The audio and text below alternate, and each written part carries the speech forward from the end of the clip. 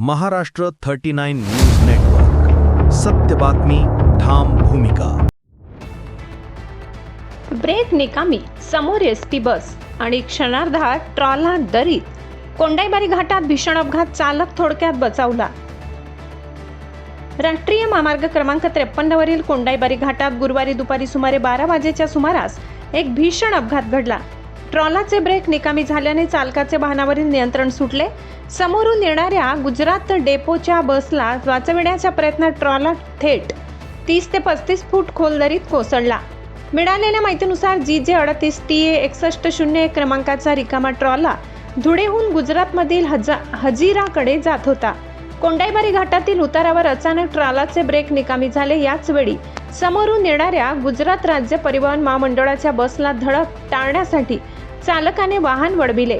मात्र वाहनावरील नियंत्रण सुटल्याने ट्रॉला रस्त्यालगतच्या दरीत कोसळला.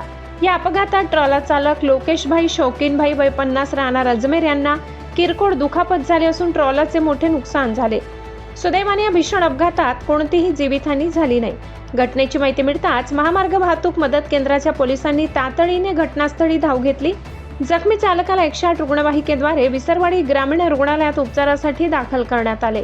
महामार्ग वाहतूक मदत केंद्र पोलीस चौकी सहाय्यक पोलीस निरीक्षक विवेक पाडवी यांच्या मार्गदर्शनाखाली सहाय्यक पोलीस उपनिरीक्षक Prabhakar Jadhav, police head constable Arun कोडी, मुकेश हिरे आणि विजय बोरसे यांनी तातडीने मदत कार्य राबवून वाहतूक सुरळीत केली. वाहन चालकांच्या सतर्कतेमुळे आणि पोलिसांच्या तत्परतेमुळे संभाव्य मोठी दुर्घटना टळली. मात्र घाट रस्त्यावर वाहन चालविताना ब्रेकची तपासणी आणि वेगावर नियंत्रण ठेवण्याची गरज या अपघातातून पुन्हा अधोरेखित झाली. महाराष्ट्र 39 न्यूज नेटवर्कसाठी विजय सिंग गावित, कोंडाईबारी.